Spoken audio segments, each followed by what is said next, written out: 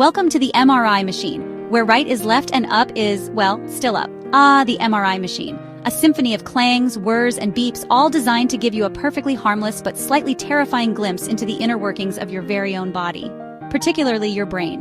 That enigmatic walnut-shaped organ that controls your every thought, emotion, and questionable dance move. In the world of MRI, right is left and left is right. Up is still up, thankfully, but don't get too comfortable with that logic. Buckle up because it's going to be a bumpy, and by bumpy, I mean hilariously enlightening ride.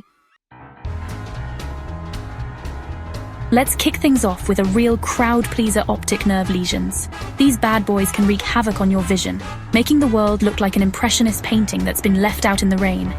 Imagine this. You're strolling along, minding your own business, when suddenly, your vision goes on strike. It might start subtly, a slight blurring at the edges, like someone smeared Vaseline on your glasses. So if you experience any sudden vision changes, especially if accompanied by discomfort, it's time to hightail it to the doctor. Next up, we're taking a trip down the spinal cord, that superhighway of nerves that carries messages between your brain and the rest of your body. It's an intricate network that ensures every sensation and command is relayed accurately.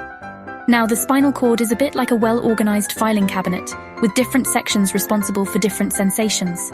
There's the dorsal column, which handles things like vibration and fine touch. This part ensures you can feel the texture of a fabric, or the gentle hum of a tuning fork. Then there's the spinothalamic tract, which is in charge of pain and temperature. It's the reason you can feel the warmth of a sunny day, or the sting of a paper cut. And finally, we have the corticospinal tract, the MVP of the spinal cord, responsible for voluntary movement.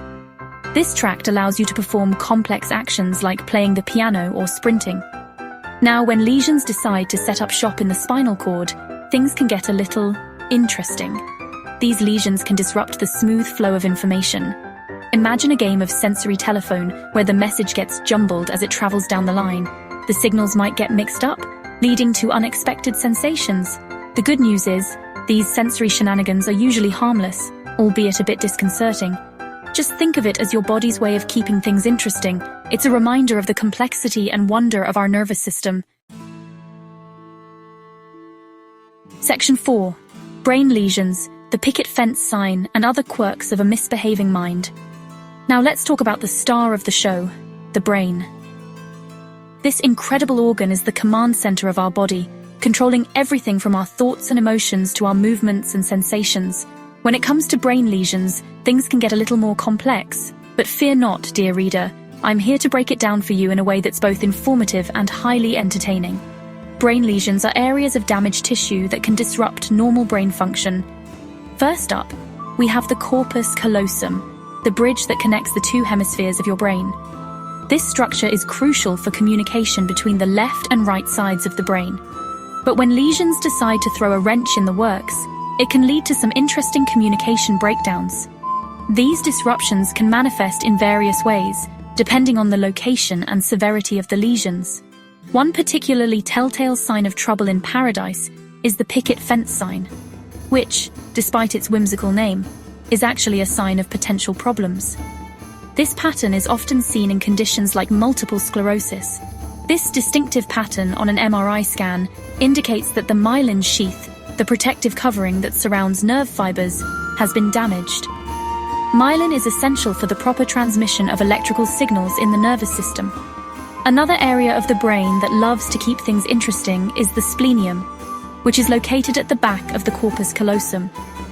This region plays a role in visual processing and memory. Lesions in this area can cause a peculiar condition called alexia without agraphia, which is a fancy way of saying that you can write but can't read. This condition highlights the complexity and specialization of different brain regions. And then there are periventricular lesions, those tiny troublemakers that like to hang out around the ventricles, the fluid-filled cavities in the brain. These lesions are often associated with aging and various neurological conditions. Section 5. The curious case of clinical radiologic dissociation, or why your doctor might be scratching their head. Now here's where things get really interesting. And by interesting, I mean potentially frustrating for both patients and doctors alike. This phenomenon can be a real puzzle, leaving everyone involved scratching their heads and searching for answers.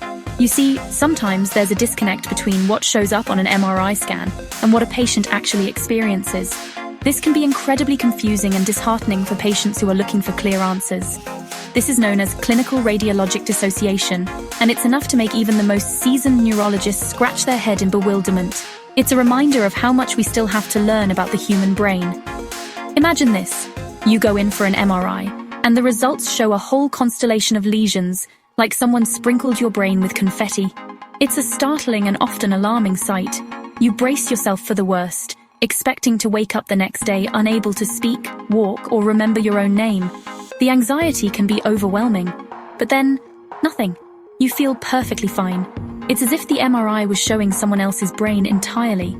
On the other hand, you might have someone with a perfectly pristine MRI scan, like a blank canvas just waiting for a masterpiece to be painted, no visible issues at all. And yet, this person is experiencing a whole symphony of neurological symptoms, from chronic pain to debilitating fatigue. It's a stark contrast to their seemingly perfect MRI. So what's the deal with this clinical radiologic disconnect? Why do the images and the symptoms tell such different stories? Well, the truth is, the brain is a complex and mysterious organ, and we're still trying to unravel all of its secrets. Each new discovery brings us closer, but there's still so much we don't understand. Section 6. The MRI, a modern-day magic 8-ball, except slightly more accurate and a lot less fuzzy. So there you have it. A whirlwind tour through the wacky world of MRI scans and the curious case of the misbehaving brain. As we've seen, the brain is a complex and mysterious organ, and even with the most advanced technology, we're still a long way from understanding all of its secrets. The brain is the final frontier, the last great unexplored territory, and with each new discovery, we're getting closer to understanding what makes us human. In the meantime, let's not take ourselves or our brains too seriously.